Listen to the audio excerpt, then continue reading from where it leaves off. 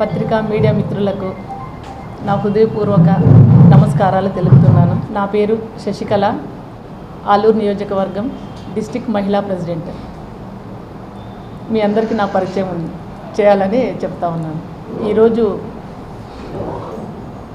సుగాలి ప్రీతి విషయం మనకందరికీ తెలిసిన విషయమే. 2017లో జరిగిన సంఘటన ఇది.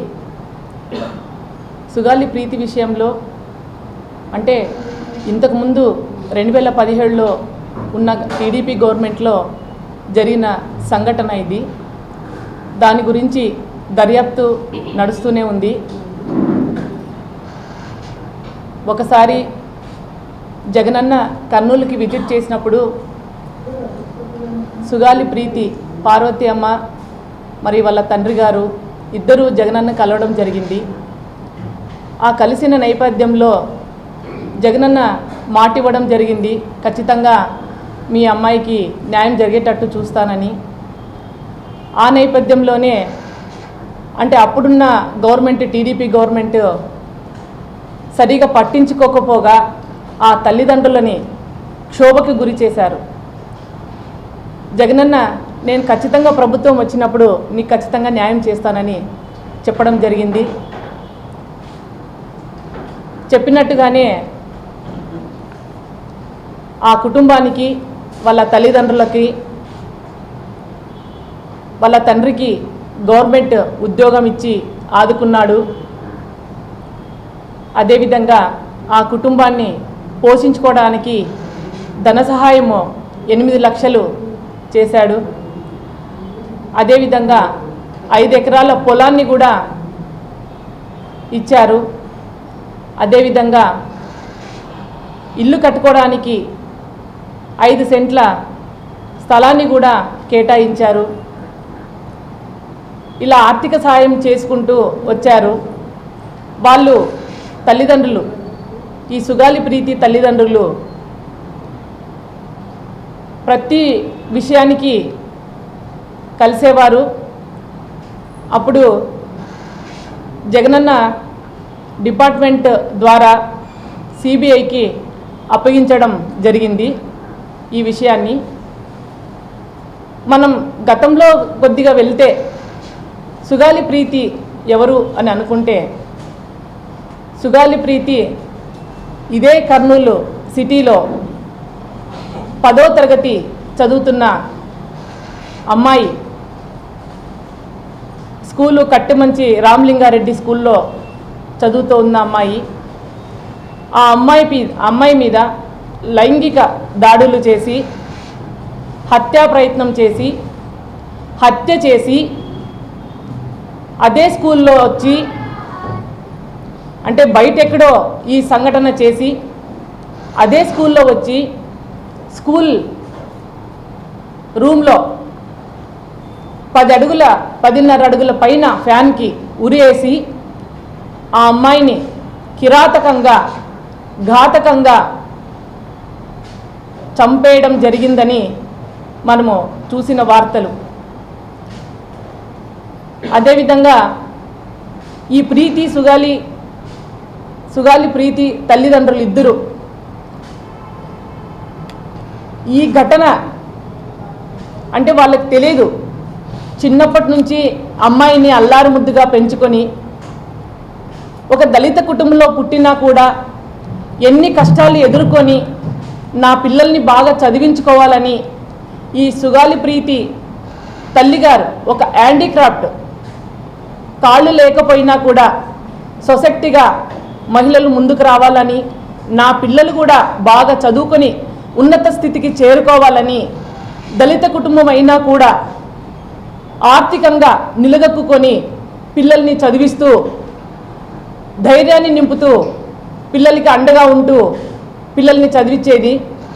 ఆ సుగాలి ప్రీతి కూడా ఎంతో చక్కగా చదివి ప్రతి క్లాస్లో కూడా ఆ అమ్మాయి ఫస్ట్ ర్యాంక్ వచ్చేది. తోటి పిల్లలందరూ కూడా ప్రీతి చాలా బాగా చదువుతుంది అంటే తల్లిదండ్రులు కూడా ఎంతో సంతోషపడేవాళ్ళు. ఆ అమ్మాయి చదువుతున్న కొద్దీ వాళ్ళ ఆర్థికంగా ఎన్ని కష్టాలు ఉన్నా కూడా అమ్మాయికి ఆర్థికంగా సహాయం చేస్తూ అదేవిధంగా ఆ అమ్మాయి ఐఏఎస్ ఐపీఎస్ లాంటి ఖచ్చితంగా చేస్తుంది అని వాళ్ళు నమ్మబలికారు. ఆ అమ్మాయి కూడా 90% తీసుకొని వచ్చేది. ఆ అమ్మాయి అంత చక్కగా చదువుకునే అమ్మాయి. ఆ అమ్మాయి కూడా మంచి ధైర్యశాలి, చాలా యాక్టివ్ పర్సన్. ప్రతి ఒక్కరికి వాళ్ళ ఫ్రెండ్స్కి కూడా చాలా దగ్గరగా ఉంటూ పిల్లలు బాగా చదువుకునే వాళ్ళు. కాబట్టి ఆ అమ్మాయి ఖచ్చితంగా ఐఏఎస్ ఐపీఎస్ చదువుతుందని, ఇంకా మంచి పదవి మంచి ఉద్యోగం చేస్తుందని తల్లిదండ్రులు చాలా ఆశించారు. ఆ ఆశలన్నీ కలలుగా మిగిలిపోయాయి. ఆ ఆశలన్నీ అడియాసలే అయిపోయాయి. ఇప్పుడు ప్రీతి సుగాలి ఎక్కడుంది అని అంటే మనం ఒక్కసారి మీడియా యూట్యూబ్లోకి వెళితే కూడా, సోషల్ మీడియాకి వెళితే కూడా సుగాలి ప్రీతి గురించి ఎన్నో వార్తలు వినాల్సి వస్తుంది. మనం ఇంత అన్యాయం జరిగిన ప్రీతి సుగాలికి మనం ఏమాత్రం న్యాయం చేయకపోగా ఈ కూటమి గవర్నమెంట్ వచ్చిన తర్వాత అమ్మాయిల్ని బయటికి పంపించాలంటే కూడా భయభ్రాంతులకు గురవుతున్నారు. రాష్ట్రంలో ఎక్కడ పోయినా కూడా అమ్మాయిల మీద, మహిళల మీద, చిన్న చిన్న పసికందుల మీద కూడా హత్యలు, అత్యాచారాలు, సామూహిక అత్యాచారాలు జరుగుతున్న నేపథ్యం. ఈ కూటమి వచ్చిన తర్వాత పిల్లలు చదువు చెప్పడానికి భయపడుతున్నారు. తల్లిదండ్రులు స్కూళ్ళకి పంపించడానికి భయపడుతున్నారు, హాస్టల్లో పెట్టడానికి భయపడుతున్నారు. అదేవిధంగా సెలవులున్న రోజుల్లో మహిళలు కూలి పని చేసుకునే వాళ్ళు కూడా కూలికి పోవాలి, ఒంటరిగా మహిళ రావాలంటే కూడా పట్ట పగులు కూడా రాలేని పరిస్థితి, తిరగలేని పరిస్థితి. మన డెమోక్రసీ ఎటు వెళ్తుందో తెలియడం లేదు. గత ప్రభుత్వం, జగనన్న ప్రభుత్వంలో ఇలాంటివి ఎప్పుడూ కనివిని ఎరగలేదు. మరి ఎందుకు ఈ కూటమి ప్రభుత్వం వచ్చిన తర్వాత ఏం భరోసా ఇచ్చారో, మరి ఏం జరుగుతుందో అది వాళ్ళకే ఎరుక. ఈరోజు ప్రీతి సుగాలి మీద ఎందుకు మేము మీడియా ముందుకు వచ్చాము అంటే, మన ఈరోజు నిన్నటి రోజున వాళ్ళు రాశారు, ఈనాడులో రాశారు. ఇప్పుడు చంద్రబాబు సర్కారు వచ్చిన తర్వాత రూట్ మార్చిన సిబిఐ, ఎందుకంటే ఈ కేసును సిబిఐకి అప్పగించారు కాబట్టి ఈ కేసు దర్యాప్తు చేయలేమని హైకోర్టులో కౌంటర్ దాఖలు చేశారు. ఎవరు? సిబిఐ వాళ్ళు. అదేవిధంగా గత చంద్రబాబు నాయుడు పాలనలోనే రెసిడెన్షియల్ హాస్టల్లో గిరిజన విద్యార్థి ప్రీతి అనుమానాస్పద మృతి అని, స్కూల్ యాజమాని కుమారులు లైంగిక దాడి చేసి హత్య చేశారని తల్లిదండ్రులు పిటిషన్ చేశారు. పట్టించుకొని చంద్రబాబు నాయుడు గారు తూతూ మంత్రంగా విచారణ, సిబిఐ దర్యాప్తుకు ఆదేశించిన జగనన్న ప్రభుత్వాన్ని కాలరాస్తూ కుటుంబానికి అన్యాయం చేసిన ఈ కూటమి ప్రభుత్వము అప్పట్లో జరిగినటువంటి ఈ సంఘటన కాలరాస్తూ మళ్ళీ చంద్రబాబు నాయుడు ప్రభుత్వం వచ్చిన తర్వాత ఈ అమ్మాయికి న్యాయం జరగకపోగా సిబిఐ వాళ్ళు కూడా యూటర్న్ తీసుకొని మా చేత కాదు అని చేతులెత్తేసిన నేపథ్యం. రాష్ట్రంలో సంచలనం సృష్టించిన ఈ 10వ తరగతి అమ్మాయి విద్యార్థి సుగాలి ప్రీతి అనుమానాస్పద మృతి కేసు దర్యాప్తు విషయంలో సిబిఐ చేతులెత్తేసిందని వార్తలు చదివిన తర్వాత ప్రీతి మృతిపై వాస్తవాలు నిగ్గు తేల్చి నిమిత్తం సిబిఐ దర్యాప్తుకు గత వైఎస్ జగన్ ప్రభుత్వం ఉత్తర్వులు ఇచ్చింది. వనరులు లేకపోవడం అంటే వనరులే దొరకలేదంట, వాళ్ళకి వనరులు లేవు కాబట్టి దర్యాప్తు చేయలేమని సిబిఐ స్పష్టం చేసింది. సుప్రీంకోర్టు, హైకోర్టు ఇచ్చిన ఆదేశాల మేరకు పలు ముఖ్యమైన సున్నిత కేసుల్లో దర్యాప్తు చేస్తున్నామని వివరించింది. ఇలాంటి ఘటనలు జరిగినప్పుడు నేరస్తుడు రెడ్ హ్యాండెడ్గా పట్టుబడినప్పుడు అతి తక్కువ సమయంలో ట్రయల్ కూడా పూర్తి చేసేలా చూసి వారికి కఠిన శిక్షలు విధించేలా చేశాం. ఇవి ఎంతమందికి జరిగినాయో, ఎన్ని వేల మంది దీన్ని లబ్ధి పొందారో మీరు తెలుసుకోవాలా. హోమ్ మినిస్టర్ మేడం గారు ప్రతి ప్రెస్ మీటింగ్లో నేను చూస్తూ ఉంటాను వాళ్ళ ఏం మాట్లాడుతుంది తను అని. మీకు తెలుసా సార్ దిశ యాప్ మీకు తెలుసా సార్ అని ఒక రకంగా కేర్లెస్గా మాట్లాడడము ఎన్నోసార్లు నేను చూశాను. దిశ యాప్ అని కొట్టండి మేడం, దాంట్లో ఎంతమంది సురక్షితంగా బయటకు వచ్చారో తెలుస్తుంది మేడం మీకు.